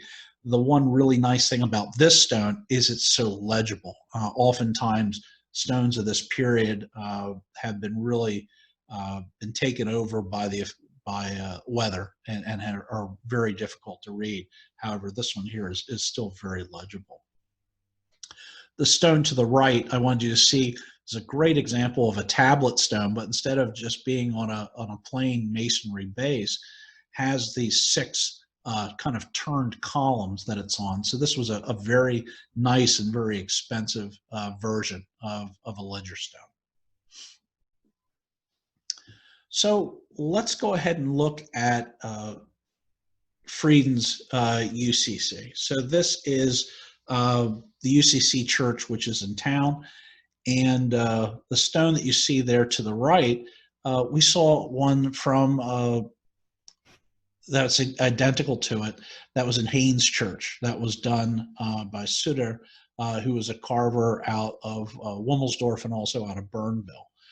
So it's interesting to see some of these same stones kind of being used in similar location. But what I really want you to see is all of these stones that have, again, either these GEBR or GBs at the bottom of them. And in this cemetery, they're all over. Here are some other examples of this stonecutter's work. The stone to the left and to the right are both monuments for Civil War veterans. The one in the center, you can see, has the lamb on it, and oftentimes these are for children. Well, this is who the GB is. It's a man by the name of George Brownmiller. And you can see from his obituary from 1896, he was 92 years old when he died. And I'll just read this very quickly. George Brownmiller, who was a popular organist and singing school teacher. And says, George Brownmiller died at the residence of his son, Frank H. at Friedensburg, Sunday at midnight, at the old age and general debility. Had the deceased lived until April 1st, he would have been 92 years old. He served as organist, choir leader, and singing school teacher for a number of churches in the county. He was born in Lehigh County near Catasauqua, learned the trade of shoemaking when he was a young man, but abandoned that and took up music. For 21 years, he had lived at Bern Church, having charge of the music all that time. Previous to that, he sang at Hamburg for several years. He lived at Dunkel's Church for a number of years. When well advanced in years, he moved to Friedensburg and took charge of the music at Frieden's Church. This position he held until age compelled him to retire, when he was succeeded by James Leinbach, who still serves the congregation. At the time, he was sexton of various churches. He taught school, and in the winter, and in the summer made tombstones. Mr. Brownmiller's wife died 12 years ago. Her maiden name was Anna Hughes. 4 children survive: George W. of Vancouver, Washington, Henry H. Orwigsburg, Frank H. Friedensburg, and Isabella, widow of Anthony Bernheiser of New York. He was an uncle of the Reverend E.S. Brownmiller of this city. So you can see that this is the person who's cutting tombstones. But it's interesting because his is a story that reads very much like others in this time period. It seems like there was a fairly large group of men who were either schoolmasters or people that were in charge of singing or organists in country churches, but also were gravestone carvers. There was one at Epler's Church. I know of another one that eventually ended up in Hamburg, and there are many others, including George Brownmiller's brother, Joseph Brownmiller. He was also a gravestone carver. In both of their census records, you can see Joseph in 1850. His job there says stonecutter, and his brother George in the 1880 census says that he was a stone and marble cutter. So you can see George's gravestone. He's buried there in the church in Oley, is there. So this was something that was fairly common in this time period within Berks County. So let's move on to Schwarzwald UCC. So this was one of the oldest congregations within Oley, or in the Oley Valley. This is in Exeter Township today. And this was a Union church. And today the UCC side of that Union church retains the building and the oldest part of the cemetery. Unfortunately, however, in the 1960s, the congregation decided to enlarge the building. And when they did, where their current parking lot is located was also the oldest section of the cemetery. That was entirely removed. So as you look here to the right, this plaque lists all of the old stones that were removed, or at least the people that were removed from the cemetery. Unfortunately, the whereabouts of those stones is at least unknown to me, and I've never spoken to anyone who knows exactly where they ended up, but they're not on the grounds there on display in any way. So unfortunately, a cemetery that most likely would have had some of the most interesting gravestones, at least from the early period, does not have any. But let's go ahead and look at some of the 19th century things that they do have there. So this is a gravestone for a man, Johannes Herbein, good Oley name. And you'll notice on the very top of the stone, there's a real stylized H, and that has the letters for here lies, or here rests in this case. And at the very bottom, you can see that it's signed with a name, Moors. I have a kind of a more English-looking Moors also below that. The one in the center is the actual signature on this stone. So let's talk a little bit about who these Moors, who this cutter was. And what this was is this was a multi-generation business of marble masons that worked out off of Penn Street in Reading. And the great thing is that in the 1880s and 90s, when I think the Reading Eagle would have a slow news day, they would send reporters kind of out into the city, into the country, and say, talk to people that are in their 80s, get their stories. They're always kind of great human interest pieces, and then we'll put articles in the paper. And the great thing is they did that with a man by the name of John Frederick Moores. So John Frederick Moores was the third man of that name. His father, John Frederick, was also a marble mason, and his grandfather was as well. Now, his father had been in business with his brother Daniel, and in the 1820s, when Daniel died, the business then descended into his father's hands. But from these newspaper articles, we get a lot of great detail. Number one, we know that they started their business in 1790. So from 1790 on, these folks had their shop in their marble yard on Penn Street. We also learned some rather interesting detail, one of which is that the Moors were actually getting stone, most likely in the early days, this King of Prussia marble, and was getting it sent up to Reading. Though in the earliest days, they actually were sending it to the Philadelphia prison, and the convicts were actually sawing the slabs. So you had convicts sawing the slabs, and those would be sent up here. And they said later on, they actually went and got a steam-powered saw and started doing that as well. So you have this three-generation business, and I thought this was wonderful. I went into the courthouse. I looked up the estate inventories when that uncle of this latest generation of Moors, Daniel, dies.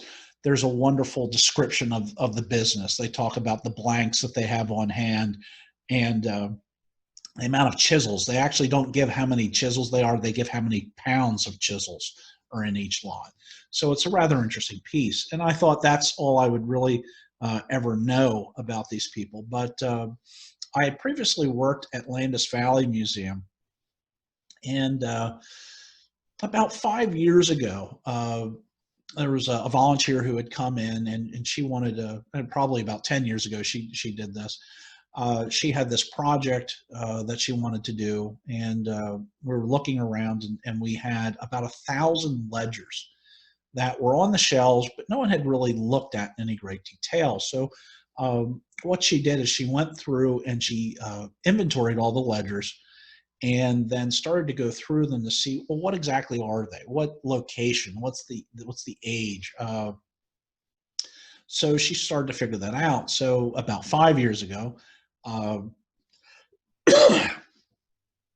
she finished a database and sent me a copy of it, and as well as a curator. And I just started looking through it. And lo and behold, there were 2 ledgers of gravestone carvers from Reading by the last name of Moores. And I had just very recently been looking into that family. And ledgers from stone cutters are rare. Ledgers from gravestone cutters are even rarer than that. So I immediately went to go look at these, and here's the title page of after the business turns from being this John Frederick Moores and his brother Daniel, because Daniel had died, and then it just turns over to this John Frederick Moores, the father of the guy who gave the interview. So we can learn some rather interesting things because we have the written record. And here's an example from 1824. A man by the name of John Moeller comes in, and he's getting a stone for his deceased wife, Elizabeth. So if you look at, it says stone for his deceased wife, and this is still, even though it's in the 1820s, is being kept in pounds, shillings, and pence. So this one here costs £3, 15 shillings. Below that, it says to 215 letters. So again, charging by the letter. So this is £2, 3 shillings. So a fair amount of money. If you look at the stone, it's about 2/3 of the cost just to put the lettering on it, of the cost of the stone. And then you also see below that to a footstone. So this is in a time period where they're still doing footstones. So you can see that that is 7 shillings, 6 pence. And then the record of payment that's there.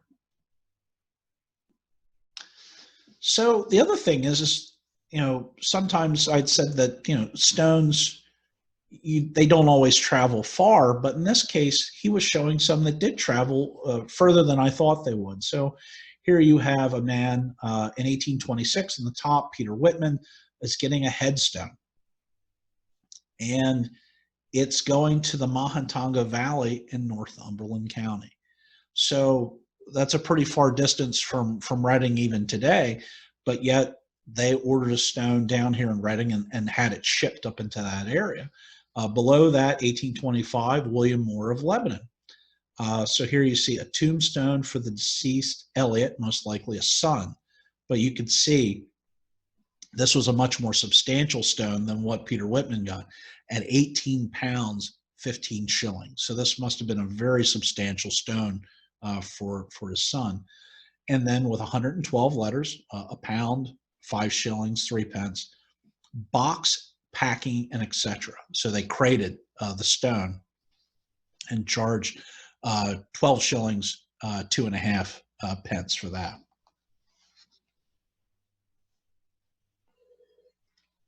Now, this is a rather interesting, and in this book is a little more unusual, but of course they're marble masons. They're not just tombstone cutters, so they do a full line of work. So here you have a man by the name of Jacob Fritz, who in 1825 was getting work done for a house. So here you see a door sill, 8 window sills, 34 feet of 8-inch fascia. So paying by the foot, and it's even saying that it's 25 cents a foot for that. A columned mantle, which was extremely expensive. You can see that that's 35 pounds. So a very expensive mantelpiece. And then it even says to putting up the same. So installation. So the installation cost an extra 15 shillings. So here's a man, William France, who is a cabinet maker. So again, there's this interrelation between different tradesmen. So here he's getting a paint stone and a muller. So what a paint stone is that paint came in just pigment form. So what would happen is that you would actually have to hand grind that pigment with a flat stone and then a mulling stone. So that would be ground up. Then they'd put something like linseed oil or some other thing to it and then make paint out of it. But then he's also selling him polished marble slabs. Again, these are for slab tables. So William France was making the bases. These marble pieces were going on the tops of them. So you can see that he was making a fair number of those. But the interesting thing is he even says a little more descriptive down in November of 1837 near the bottom, slab for a pier table. So that's a very specific type of table. Between a pier, goes in between 2 windows against an outside wall. But the other one, 2 Italian tabletops. So most likely this was Italian marble that was being imported in, because marble was being imported into the city of Philadelphia fairly early on. What's interesting, though, is that William France, when it came time to pay his bill, didn't pay in cash. He paid in goods that he produced. So you can see that he's paying in a mahogany bureau, a table, and then also paying in cash. This is what Frederick Morris was paying in. So let's go ahead and look at the Hill Church. So this is just outside of the Oley Valley proper, but since it's in the edge and a very interesting church and cemetery, I figured we'd look at this because I think it gives a really good contrast. When we looked at the stones really in the Oley Valley floor, particularly in the 18th century, they are not as exuberantly decorated as one would think. You know, there's a lot of stones from that kind of last quarter of the 18th century that are architectural stones. So when you look at that, it almost makes you believe, you know, is that the only thing that's out there? So we're going to look at the Hill Church and also the Church in Gibraltar to kind of get a better sense of what else was going on. And I think after looking at this, you'll see that the stones that you see in the valley are a conscious choice, that you're not seeing exuberant decoration. And I know when Phil Pendleton wrote his book, he talks a lot about this Germantown and Philadelphia influence. So more akin to what the English are doing in some respects, because there is this close relationship between the city of Philadelphia. So I want to just go ahead and use these other two churches to show areas that are not quite as rich as far as the productivity agriculturally, but certainly do show a great deal of decoration in their choices of gravestone. So there are a number of 18th century King of Prussia marble stones, this clouded limestone. And you can see all different tops and styles, and there are a number of them that are in this churchyard. But there's also a number of stones that are sandstone stones that are heavily decorated. And here are just two examples of stones that have the human form. The one to the right, you'll see very, very similar to the one at the Burn Church, so off of 183. Again, most likely a Carver that's coming out of the Reading area because of the distribution of the stones, or maybe even a little to the northwest of that because of how prevalent they are in those areas. Here are two other examples of these cherub stones. So, here in this one church, there are four of them, while looking at the churches in and around Oley. Now, again, without having Schwarzwald to be able to look to see what stones were there, we're really only looking at a couple of other churches. But again, it's very interesting to me that the stones that are within the valley floor don't have this level of decoration that you see in kind of the folk tradition of other churches in the area. Now, this stone, rather difficult to kind of see what's going on here, but if you look at kind of the half moon section in the center, there's a really wonderfully done tulip, and you'll also see a very early date. This one here dates 1745 or 1746, depending on how you look at it. But this also relates to a stone that's over in Montgomery County, in the New Goshenhoppen Church, a very similar stone that's there. So more than likely, this is coming from not out of the city, but possibly out of a common source on kind of the Montgomery, Berks County line. But yet here are some of the stones very similar to what you see in the floor. Again, most likely coming out of a source in Reading. Architectural stones with pilasters and the keystone, as you can see on the right-hand side. But there are also some other just rather interesting decorated stones. I picked these two because by the mid-18th century, Pennsylvania Germans not only start to lose kind of their cultural identity in using gravestones, in that they're not quite as unique amongst this group as they were at one time. If you look at these, although they're in German, when you look at what the motifs are, they're weeping willows with small obelisks next to them. So these are things that are being used to denote sorrow. So this is something that would be more akin to what we think of just what a general Victorian period stone would be. And it could look this way in Maine, in Georgia, and it wouldn't have to be a German speaker. So this is a time where, really the only thing that makes these Pennsylvania German stones is the language that's on them, and of course who they're for. So the consumer, which were Pennsylvania Germans. So let's now look at St. John's in Gibraltar. So this is a church not far off of 724 or Old 724, which of course I believe is an Old River Road, and this sits up on a hill above Gibraltar. So it's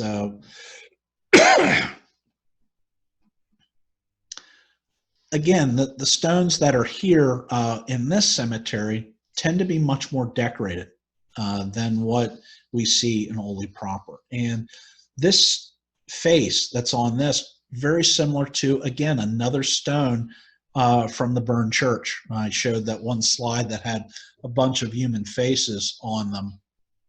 This one here is almost identical, most likely from the same carver. This dates to the 1790s. Stone to the right, another pilaster stone. So this is also same, another carver coming out of Reading. Stone to the left, though, a little bit more interesting. It's very plain. There's no inscription on it, and there never was a cut inscription on this stone. And you can see there's just a very hint of a man in the moon at the top. And this closely relates to stones that are in the cemetery of the Plough Church, and they show up all the way down in St. Stephen's in New Holland. There's a couple of examples, and I believe in a couple cemeteries kind of in between. So these are coming out of a slightly different area. And two other decorated stones, you can see each one of these have tulips, and neither one of these ever had a cut inscription either. And it's the stone on the right that really was kind of, in some respects, my Rosetta Stone, and kind of looking at these blank stones. Stones that show up from Burn Church down into Lancaster County, as far as like into the Denver area, and you'll even see them into Ephrata. You'll see them in Alleghenyville, and then certainly over into Gibraltar. This is about as far east as they occur. And the reason why they were blank is that they were never inscribed with cut lettering. However, they were painted. And this stone, particularly if you look at the photograph on the left, that's actually white lead paint that was painted onto the stone. And what the red arrow is going to is the German word for and, which is und, and it's in white lead. And you can see that there's just a couple of lines of text still painted on the stone. And you can even see here to the right on the stone, it's piped in red paint.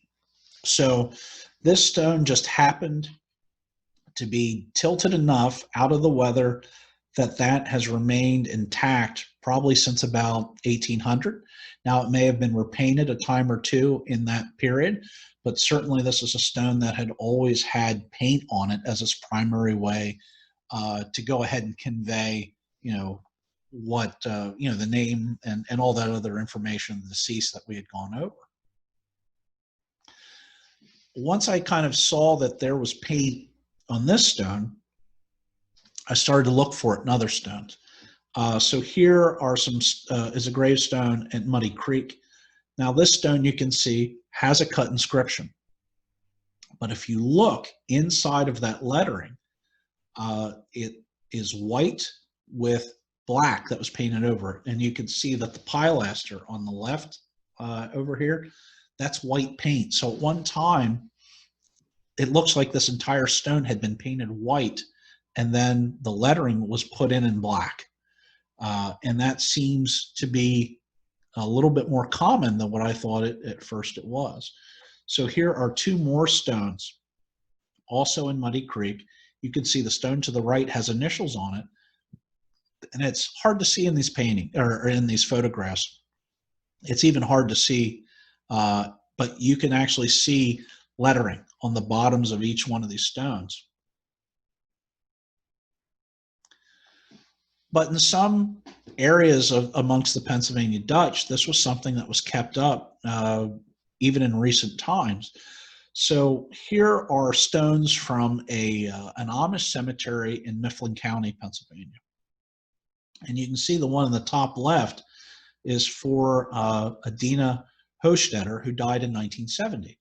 And this is actually a stone, it's cast concrete. But the lettering had been cast into it and then had been put, reinforced with white paint. This other stone for a Yoder, which dates to the 1850s, still has white paint in it, and I'm sure that has probably been painted several times in its lifetime. But it's not something that was just done amongst the Pennsylvania Dutch. So this is a Presbyterian church in Little Britain Township, Lancaster County. And here's a marble stone that, as a way of preserving the stone, probably once it started to age a little bit, didn't look as bright white as it did at one time, the family came out and painted the entire stone white. And I've also seen there is an Amish family. It's not a very common Amish name. It's a family down in the New Holland area that their ancestor had actually converted. One of these deals where the last name is Huyard.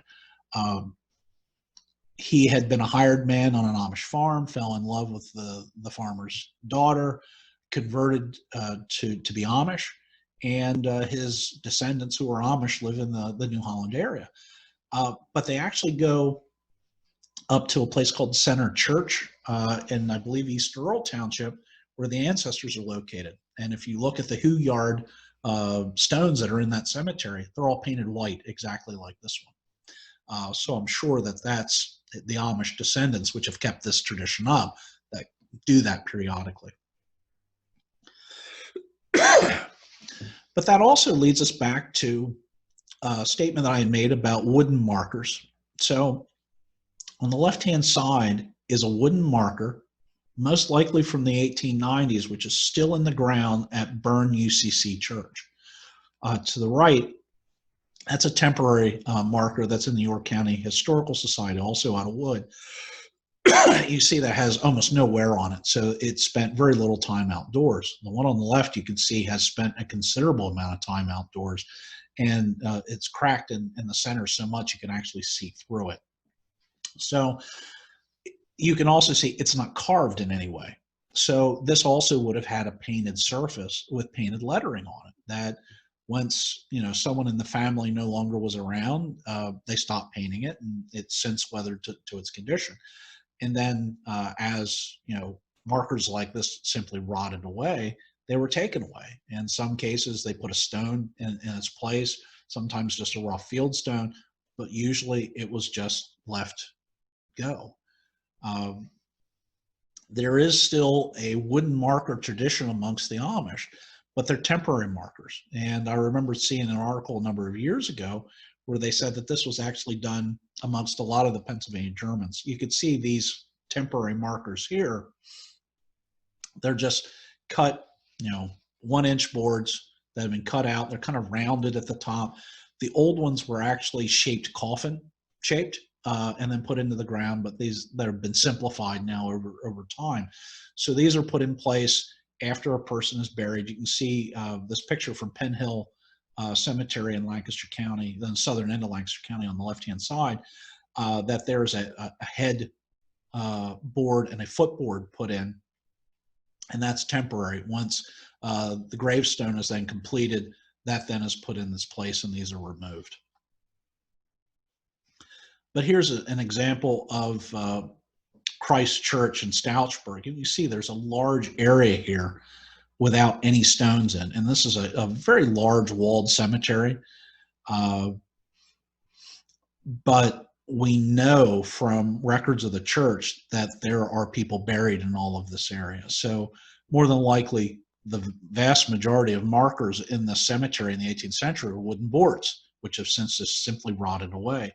But you'll notice here and there are just field stones in the ground.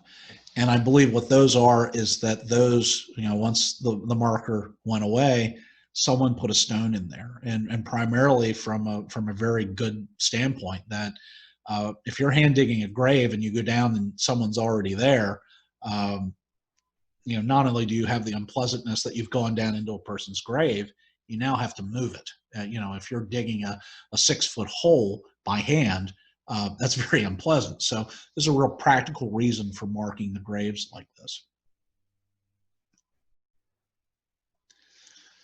So very close to the conclusion here of our talk. And I put this up primarily because is there a such thing as a Pennsylvania German gravestone today?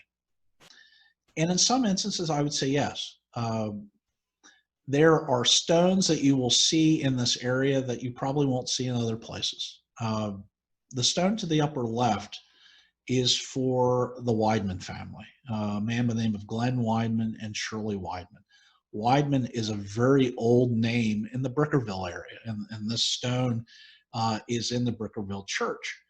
And if you look, this is a hunting cabin, an antique car, a deer on it, and this is all done by laser. And I know this stone very well because it's a gravestone to an aunt and uncle of mine.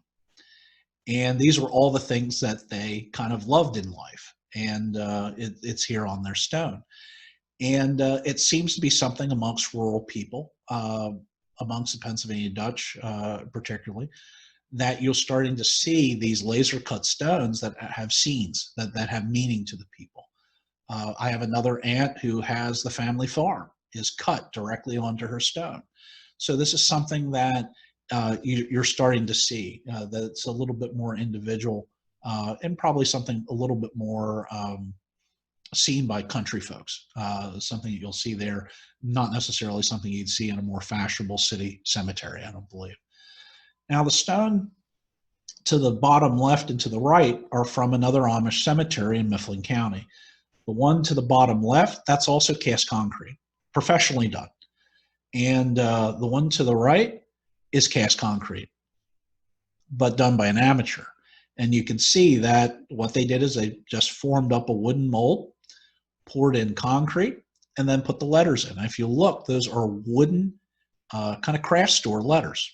So they put them in there, and the great thing is that even when they rot away, you'll have the inscription inside of it. So, these are some different stones that you are not going to see just everywhere. So I still think that there is a little bit of an element of Pennsylvania German gravestones even today. So this is the conclusion of the talk. I thank you very much. I hope that you have at least learned a little bit, had some entertainment, know a little bit more about Pennsylvania German gravestones, know some places to go look at them, and kind of appreciate the stones and the history of them from the Oley Valley. So I thank you very much, and I hope that you have a good day.